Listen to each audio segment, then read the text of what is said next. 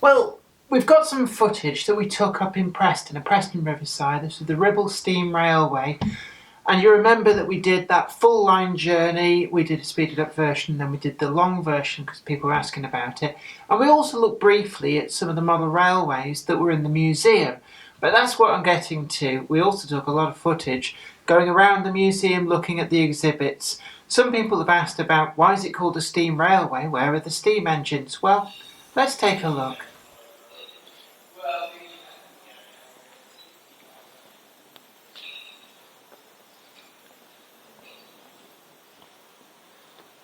This is the one that I'm sure that number 19 never. It must have. It's got an LMS build plate on, but I thought number 19 was the one that was sold out of service by the Lancashire and Yorkshire Railway and survived by virtue of lasting long enough. Or is it the one at the Keighley and Worth Valley Railway? But I thought that was number 19. So we're here at the Ribble Steam Railway. And the big shed here, and they've got lots and lots of stuff. So that's the Lancashire and Yorkshire Railway Pug. I do like these. I've got quite a few, the Hornby models. They're actually quite big when you get next to them. And Avonside. APT power car. Oh, there we are. There's a little bit about the Avonside. That's for the Lancashire and Yorkshire one. I think this is this an Iver 2MT? Not sure. There's actually more here than I thought there'd be. I do like it in this maroon. It's like the LMS maroon. I'm not sure that it would have carried that on BRUs. Oh, it's one of the Fowler 040 diesel mechanical.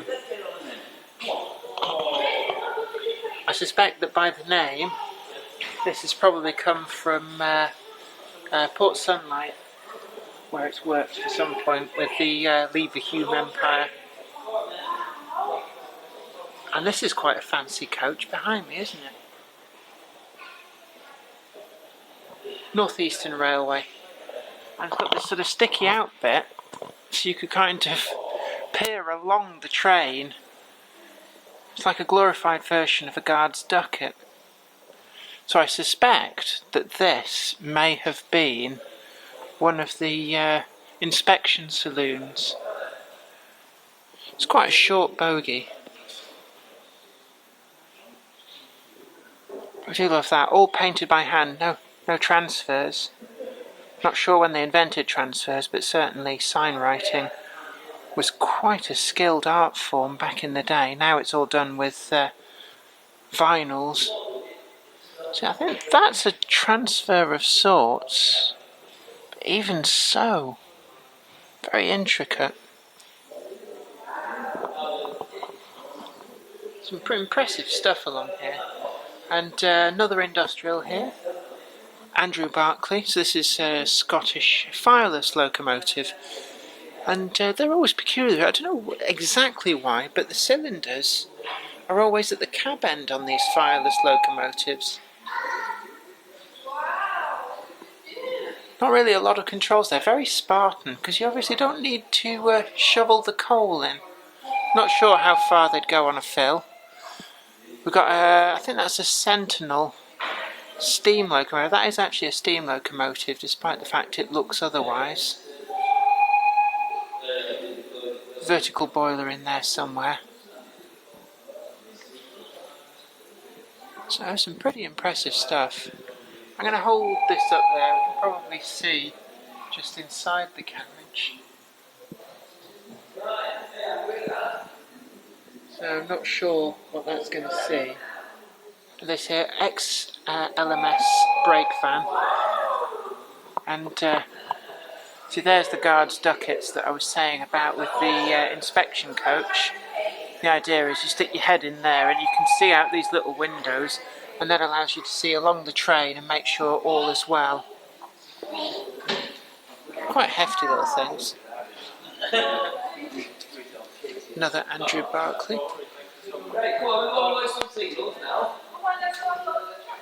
This one looks a bit used. I do like the Andrea Berkeley. I'm wondering whether, given the success of the Hornby Peckett, that at some point one of the manufacturers might produce a ready-to-run model of one of these. It's a Minion Wagon. Pretty nice condition. There's, I have a feeling there's one just like this in the National Railway Museum. There's certainly a Mogo, but at York, in the overflow shed, was a lot of freight rolling stock, and it's nice to see some of these having survived. But you can see that the weather's not being kind.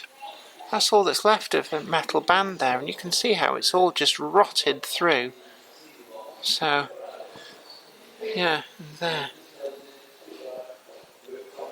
It must have been an epic task to keep these things running. And we got evidence of rotten wood, more rust there. It's led a hard life. And we've got these corrugated ends and the air ventilators.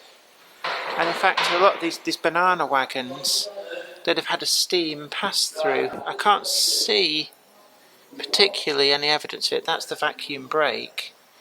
But quite often these had a means whereby they could be heated by steam heating to help ripen the bananas on the way to the end customer. Let's have a look in the cab of this. Used as a rudimentary store. Oh look, there's that driver's little seat. Just folds down. He can park his bottom on there. That's quite nice. So let's just let's have a close-up of the number on the banana wagon. Now, a Peckett. Is this a W? No, it's not a W4. It's one of the 060s.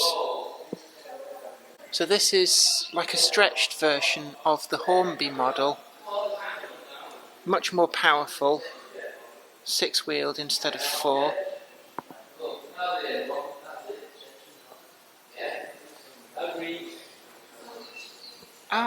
Agecroft number 2. This is one of the 3 locomotives that formerly worked at Agecroft Colliery, and certainly until the early 1980s they remained at the colliery for use as the standby shunters. Whilst generally speaking by that point the colliery was worked by diesel shunters, they still retained the old steam locomotives for emergency backup, and they also had open days where they could be used for carrying passengers, giving little rides along the colliery sidings. It's all being turned into housing now. It seems to be the lot of a lot of these former industrial places.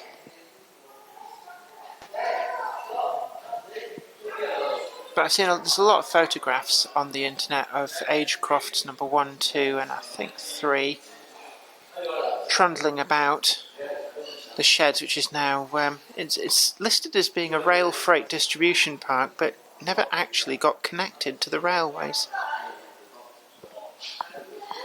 This is a shunt signal. Again, quite big. There's a few of these come in the ratio kits that you can make up, and they're tiny fiddly little things, but in reality they're not.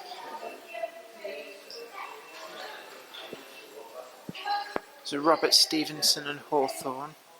Quite often you'll see Robert Stevenson and Hawthorne's abbreviated to just RSH. So if you see RSH, that's what it actually stands for. Yeah, there were 3 of them.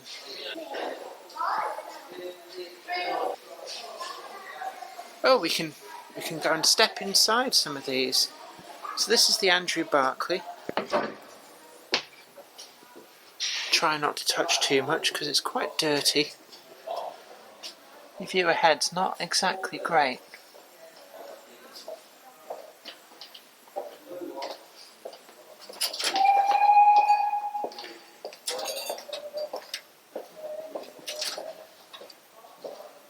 I don't know, was that whistle me? Yes. No, It'll only do it every now and again, I think. It's, let's go and have a look inside the brake van. it's linked to the screen. Is there? Well, we'll wait until they come in. I'm sure this is an inspection saloon. In fact, look at that. How the other half live. And these were so that the big wigs, the engineers of the company, could ride in relative comfort actually, and inspect the track and infrastructure as they went past. So you have a saloon here, and they could see out the back whilst they're having their tea and crumpets, the track passing in front or behind them. Oh, there's a bloke in there. Yeah, engineer's saloon. Gosh, oh, it's like double-ended, but... Hello, my name is William John Cudworth, and I'm a civil railway engineer. Oh, that's nice for you. Carriage in front of you is an engine.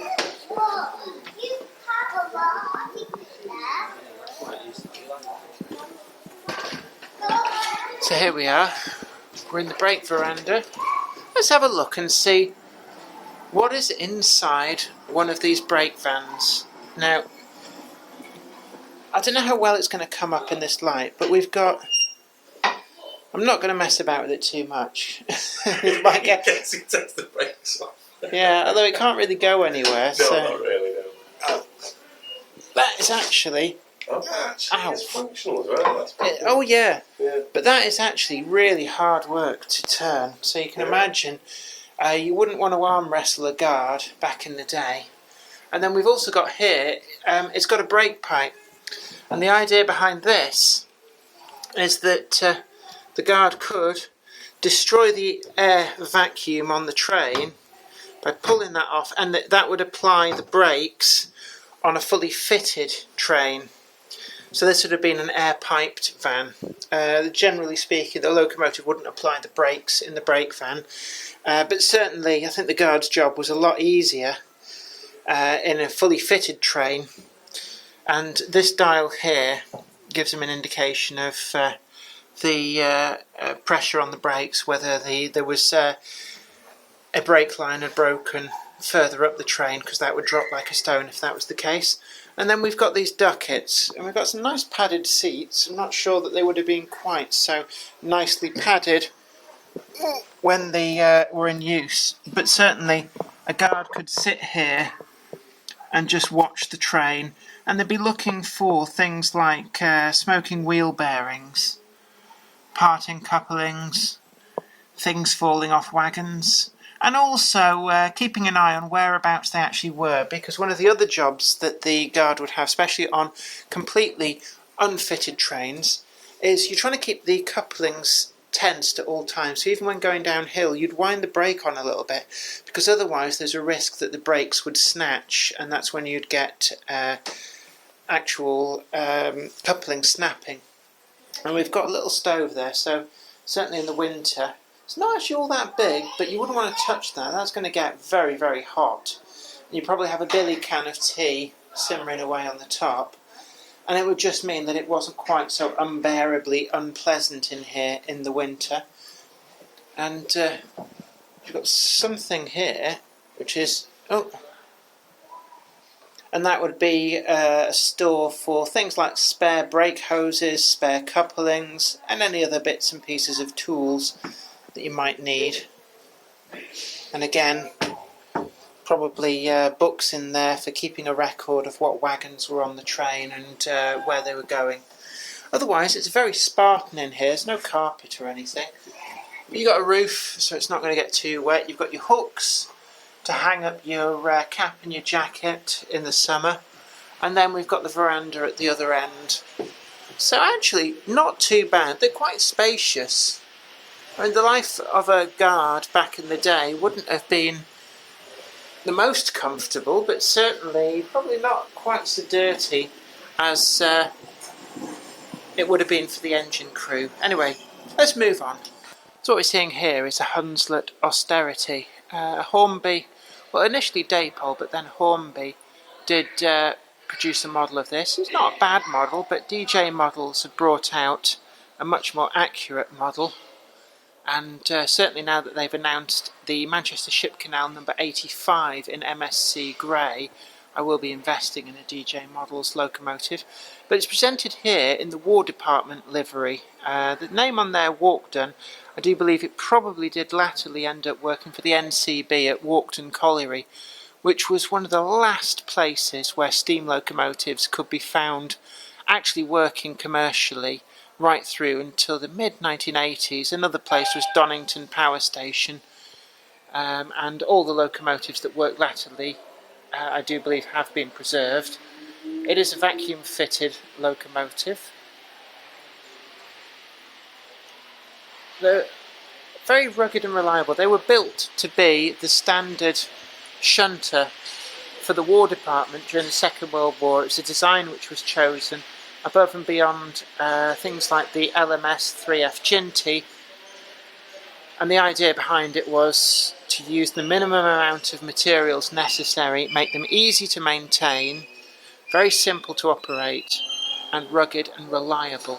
And this is actually a Class 8 diesel shunter, but it was one that was built for export to the Dutch railways. So it's presented here in the livery that it would have worn in Holland. But essentially what you're seeing here is a Class 8 with their outside side rods, which kind of gave them the kind of charisma and presence that steam locomotives had enjoyed, which kind of disappeared by and large with the mass dieselisation and the end of steam. But it gave them many nicknames, including Jockos and Gronks. And now this, I believe this is one of the two steeple cab electric locomotives from Agecroft Power Station, and these were employed to shuttle coal from the main railway line up and down quite a steep grade. And that was in operation again through until late 70s, early 1980s. And it's nice to see that despite the fact that it can't really be used in preservation, being electric, it does actually survive. It's quite a small little locomotive with a wheelbase, which is probably actually less than the wagons which it would have pulled. And again, not a huge amount in the way of controls in here. You've got your handbrake in the middle. Would have been a bit of a greenhouse in summer in here. And some mine tubs. Probably from one of the collieries, either Agecroft or Walkden or Bickershaw. Yeah, that brake van, look at that, that's in lovely state. It is. Oh look, they've got 16-ton mineral wagon, I do quite like them. You know, you'd never have guessed.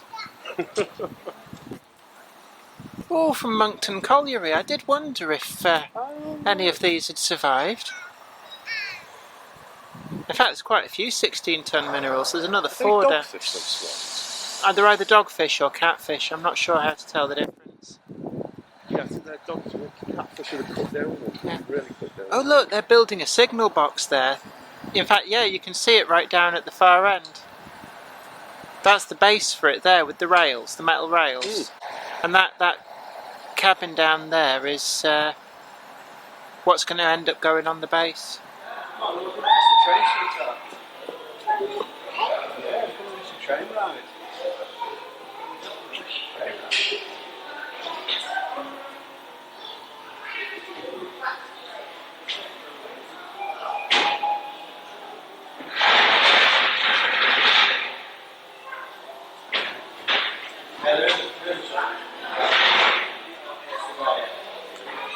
I think they're the washout plugs, but they've been removed, so That's all. It's probably in need of a big overhaul, but it's just cosmetically restored.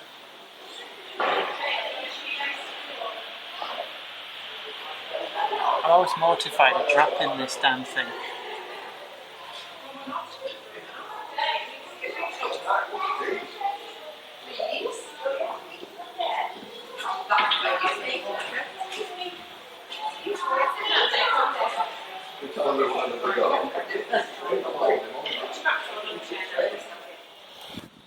It's a crane tank locomotive. Intended to be used in places like heavy industry. And the idea was that the locomotive could shunt wagons about, but also be used to lift heavy bits and pieces about. A lot of shipyards used to have them as well. Very peculiar little things. That looks like in really good condition. I presume they used that for actual like lifting track stuff in and out. It looks usable, doesn't it? Oh yeah.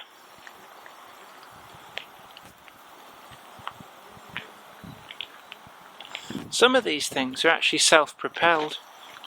I don't know whether this one would be or not. Yeah, it is. It's got a generator in it. The train itself is, isn't it? No, I mean it could actually move itself under its own power. Some of the big ones at work sites could just actually poodle up and down. See that van body, ironic, that van body looks like it's in reasonable condition. The amount of them that have been used like for people's own personal storage. Well, they used to sell them to farmers and that for use as sheds. Yeah. In the rundown of a lot of the stuff on BR, they actually, you could just buy them. Yeah. Well, that was a really good day that we had there. It's an awful lot to see up at the Ribble Steam Railway, but I hope you liked this video. Thanks again for watching, and don't forget to like it, share it too, and also subscribe to the channel if you're not already done so, and you'll be the first to know about new videos as and when they go up. Until next time, you take very good care of yourself, and this is me, Jenny Kirk, saying bye for now. Today's video has been brought to you by my books, Bringing Home the Stars, Twinkle Little Star, and also you can get the complete comic collections of All Over the House, Books 1, Books 2, and also the wacky zany Life of Knob T Mouse. Thanks, and catch you later.